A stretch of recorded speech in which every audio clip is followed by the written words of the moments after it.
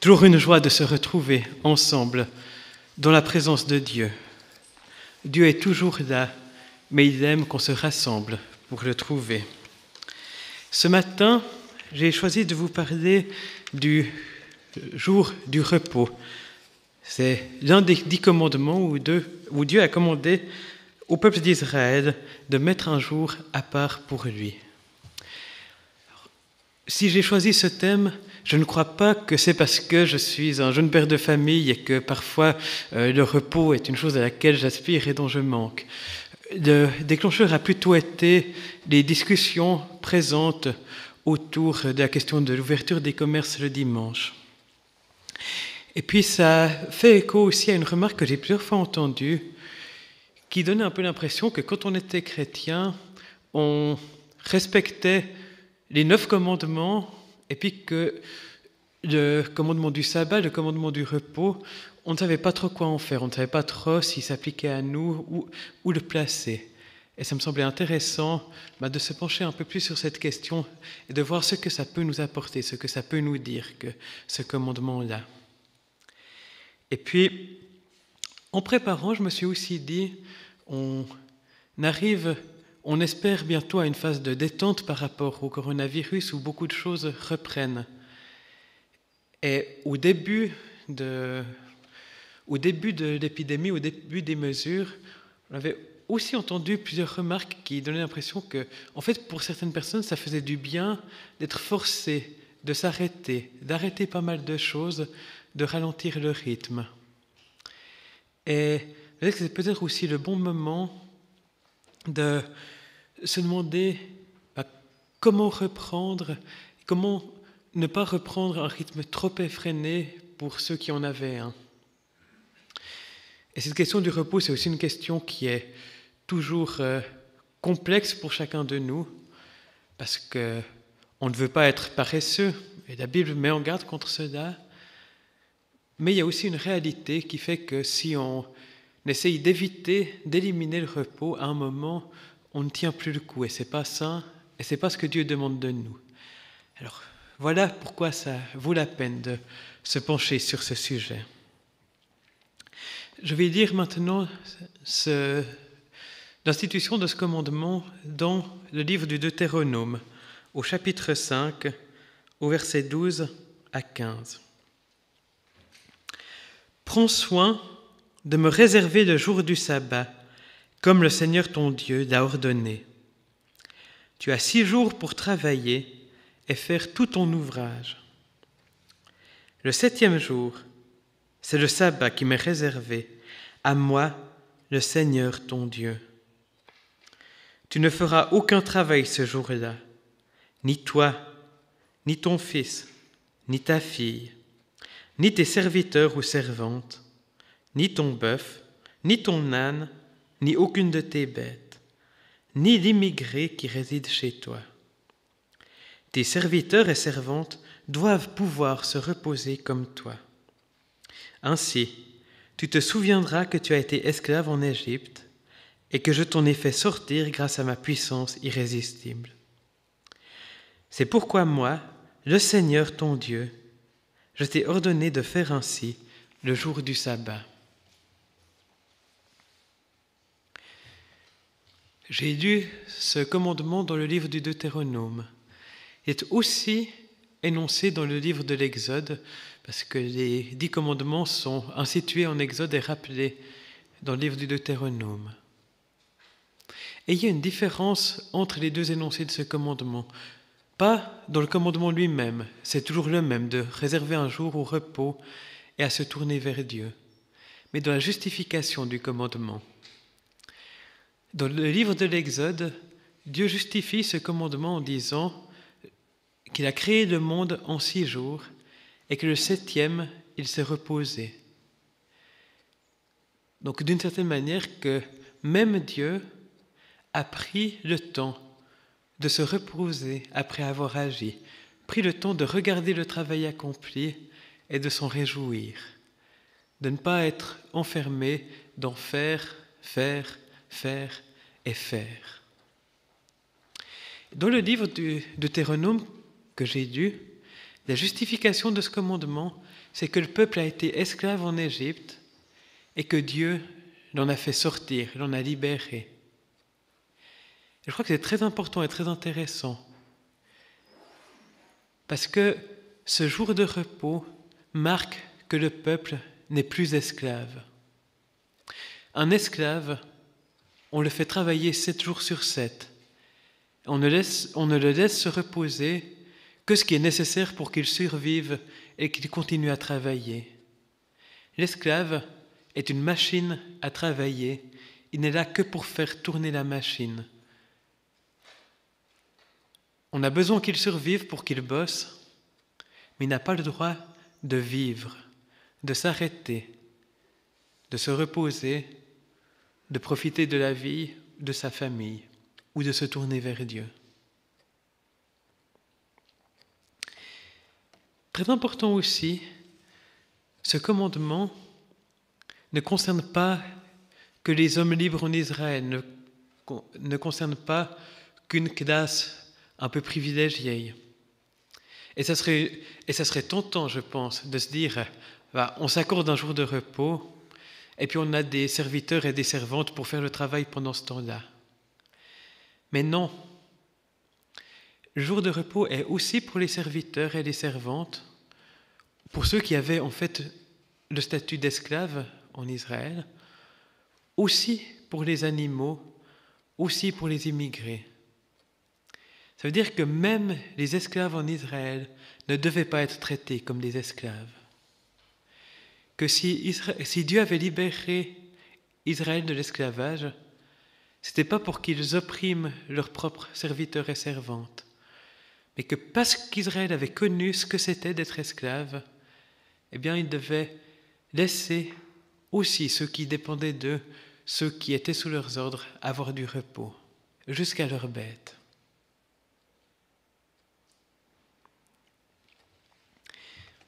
Et ce jour était consacré à la fois au repos, à la fois à se tourner vers Dieu.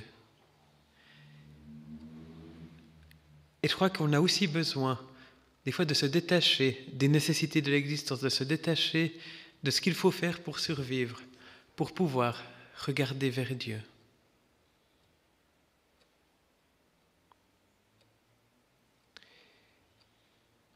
Dieu dit aussi en instituant ce commandement, « Tu as 6 jours pour travailler et faire tout ton ouvrage, et le 7e, c'est le sabbat qui m'est réservé. » Le travail n'est pas une malédiction. Dieu nous a créés pour travailler, pour agir, avoir une activité. Mais il ne nous a pas créés que pour travailler. Ça fait partie de notre vocation, mais ce n'est pas tout l'horizon de la vie. Et je me faisais aussi la réflexion que là, Dieu parle de 6 jours pour travailler, que nous, habituellement, on a 5 jours de travail et 2 jours de congé. Mais je me faisais la réflexion qu'à l'époque, on était dans une société agraire. Et quand on travaille au champ, quand on a fini le travail des champs, on a de la nourriture dans son grenier. Si on a dû faire des achats au marché, ça faisait partie du travail. Et quelque part, si on a nettoyé la maison, ça faisait partie de la journée de travail aussi. Et on n'avait pas à remplir des décomptes d'assurance, des déclarations d'impôts. Voilà. En fait, toutes les activités étaient faites quand la semaine de travail était terminée. Tandis que nous, aujourd'hui, en règle générale, notre patron ne nous paye pas pour faire nos courses, pour faire notre administration, etc. Donc, ce n'est pas forcément plus flemmard d'avoir 5 jours de travail plutôt que 6. C'est une autre organisation de la vie des journées et de la semaine. On peut maintenant se demander qu'est-ce qui a changé pour les chrétiens. Et c'est vrai qu'on n'observe pas le jour du sabbat de la même manière que le faisaient les Israélites, comme quelque chose de très strict et de très ferme. Et on peut se demander pourquoi c'est le cas, et en particulier qu'est-ce que Jésus y a changé. Et c'est vrai que Jésus avait par rapport au jour du sabbat, au jour du repos, une attitude différente de celle de ses contemporains.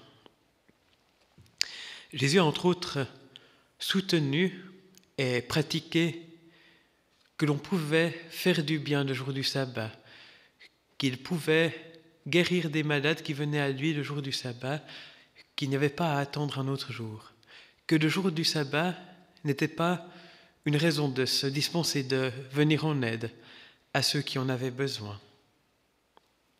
Il a aussi pris la défense de ses disciples quand ceux-ci avaient ramassé des épis de blé, les avaient froissés dans leurs mains pour avoir à manger. D'ailleurs, dans le commandement du sabbat, dans les détails du sabbat qui sont expliqués à d'autres moments de l'Ancien Testament, préparer la nourriture du jour était tout à fait autorisé. Donc là, il y avait aussi une surinterprétation du sabbat par les spécialistes de la loi, les pharisiens, avec une tendance rigoriste. Ils avaient tellement cherché à détailler qu'est-ce qu'on avait le droit de faire ou de ne pas faire, et surtout de ne pas faire le jour du sabbat, que respecter le sabbat devenait presque un esclavage de plus, devenait plus un carcan qu'une liberté, alors que Dieu l'avait donné comme une libération, comme un signe de la liberté, la libération de l'esclavage. Et Jésus a dit, le sabbat a été fait pour l'homme et non l'homme pour le sabbat. Le sabbat a été donné pour le bien des êtres humains. On n'existe pas pour bien respecter le sabbat, mais le repos existe pour notre bien et pour notre liberté. Cependant, si Jésus a combattu une interprétation rigoriste du sabbat, tout donne à penser que globalement, il le respectait.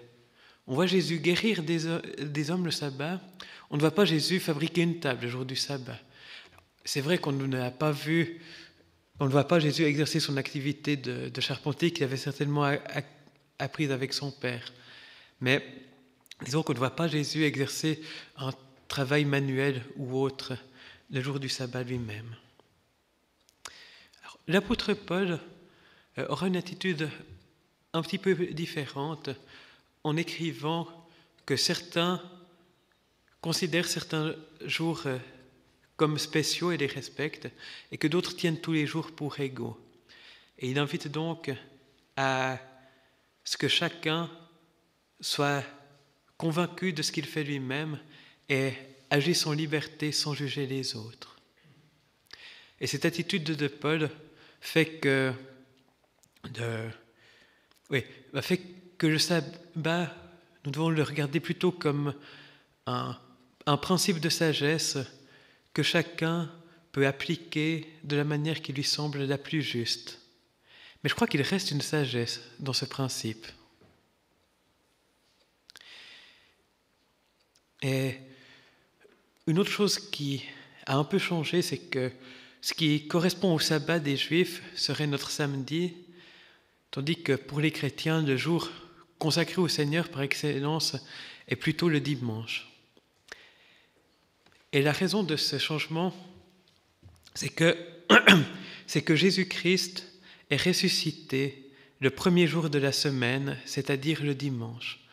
Et très vite, les chrétiens en ont fait le jour du Seigneur, le jour où on se rappelle de ce que Jésus-Christ a fait.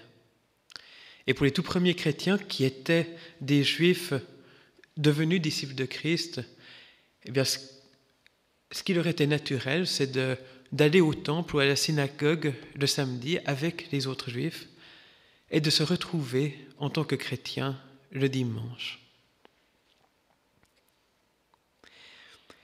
Et c'est vrai que ce que Jésus a fait, sa mort et sa résurrection en particulier, sont une libération.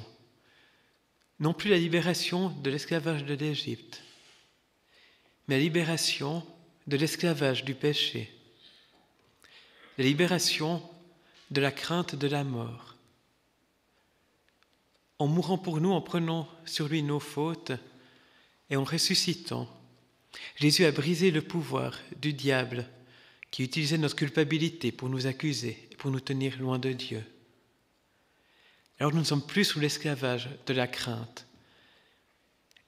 Nous ne sommes plus éloignés de Dieu, nous sommes proches de lui. Et nous sommes aussi libérés de tout ce que nous serions tentés de faire pour nous justifier devant Dieu, pour gagner notre valeur ou notre estime de soi. En Jésus-Christ, Dieu nous accueille comme ses enfants, nous regarde comme ses bien-aimés, nous regarde comme justes, justifiés, comme bons, libérés de toute culpabilité.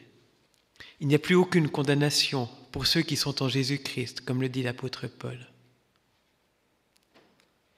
Et parce que Dieu nous accepte, nous accueille, qu'il n'y a plus de condamnation, eh bien nous n'avons plus rien à faire, plus rien à prouver pour mériter notre place aux yeux de Dieu.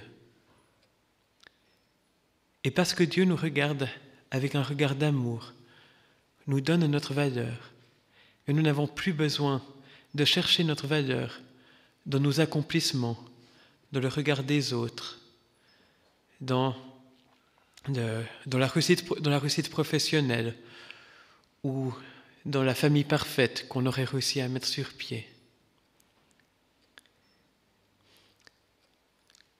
Jésus nous libère.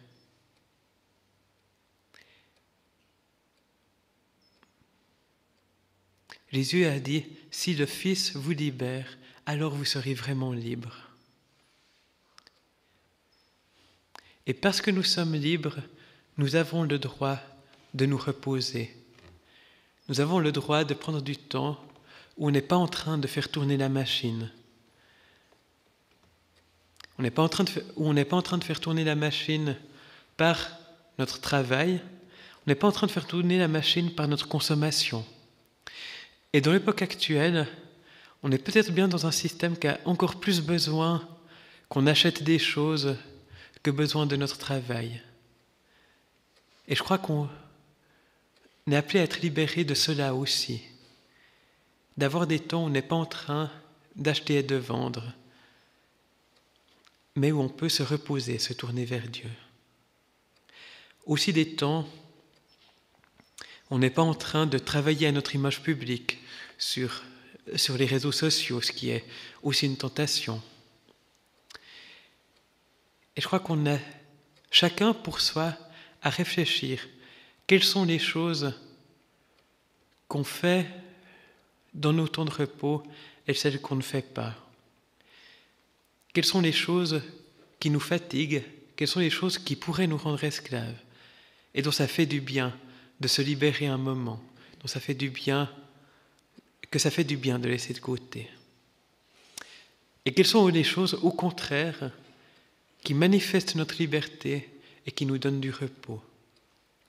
Et ce ne sera pas forcément les mêmes pour tout le monde. Je pensais à un autre exemple, les séries télévisées qu'on peut facilement maintenant regarder sur Internet, qu'on pourrait regarder 24 heures sur 24. Et je crois que pour certains, elles peuvent devenir un esclavage, elles peuvent devenir quelque chose dont on a de la peine à se passer, et puis que les mettre en pause un moment peut être la meilleure chose qu'on puisse faire et la chose qui nous libère le plus. Et que pour d'autres, ce n'est pas du tout quelque chose dont ils abusent, et puis qu'en regarder une ou deux dans leur temps de repos, c'est une bonne manière pour eux de se reposer. Il y a de la liberté, mais je crois que c'est important de se donner ces temps de repos. Et dans ma vie personnelle, moi-même, j'ai aussi fait l'expérience que c'est quand j'ai essayé de vite faire une chose ou l'autre dans un moment où je savais que j'aurais dû me reposer, que les choses ont le plus raté pour moi. C'est dans ce genre de moment que j'ai vite écrit un petit email qui me semblait pressé et que le petit email a déclenché un monstre conflit. C'est un genre de moment que je suis vite allé acheter quelque chose et puis qu'en fait j'ai passé 3/4 d'heure dans la file avant de pouvoir payer ma petite chose. Et puis que la journée de repos, j'avais du temps devant moi, tout à coup j'avais plus de temps devant moi et puis je me sentais stressé, j'avais l'impression d'avoir perdu mon repos. Et je ne dis pas que c'est un automatisme qui se passe tout le temps, Et il y a certains moments où il y a des vraies urgences, où il y a quelqu'un qui a vraiment besoin de notre aide et où il faut pas se cacher derrière le repos pour s'empêcher de venir en aide à quelqu'un qui est en détresse. Mais j'ai aussi fait cette expérience que des fois, quand on tire sur la corde, c'est là que finalement, on a plus perdu de temps que ce qu'on en a gagné. Quand j'étais étudiant, j'avais aussi vu ça chez plusieurs de mes amis qui par moments étaient sous la pression des études, j'ai trop à faire, et puis qui, par exemple, ne pouvaient pas prendre le week-end de l'Ascension pour faire quelque chose de sympathique avec leurs amis parce qu'ils pensaient qu'ils avaient trop de travail. Et puis où souvent, après, quand je reparlais avec eux, en fait, ils étaient tellement fatigués et stressés de leur travail que dans ce temps qu'ils n'avaient pas pris pour faire quelque chose de bien sympathique, ils n'avaient pas non plus bien réussi à travailler. Ils avaient fini par perdre leur temps, par aller traîner sur Internet à faire des choses qui ne faisaient pas avancer leur travail, qui ne les reposaient pas non plus. Et ils avaient fini par être à la fois frustrés de ce qu'ils n'avaient pas fait avancer comme travail pendant ce temps-là et de toutes les choses plus reposantes et plus sympathiques qu'ils auraient pu faire. Et je crois qu'il y a vraiment des moments où ce n'est pas le meilleur calcul de travailler encore un peu plus, de tirer un peu plus sur la corde. Le premier moment où le peuple d'Israël a eu à mettre en pratique ce commandement du sabbat, c'est quand ils étaient dans le désert et que Dieu leur donnait de la manne à manger, cette substance qui ressemblait un peu à du pain qui apparaissait par miracle sur le sol chaque matin. Et Dieu leur avait dit d'en ramasser chaque jour, sauf le 7e jour. Il leur avait dit de ramasser le double la veille et que le 7e jour, il n'y en aurait pas. Et bien sûr, il y en a quelques-uns qui ont essayé d'aller en ramasser le jour du sabbat. Eh bien, il n'y avait rien sur la surface du sol. Il n'y avait rien à récolter.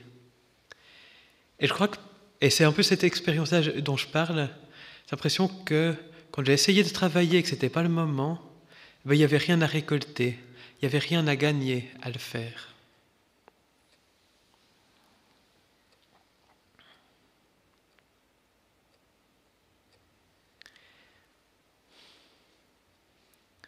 Et oui, on a 6 jours pour faire tout notre ouvrage, ou 5 selon comment on compte.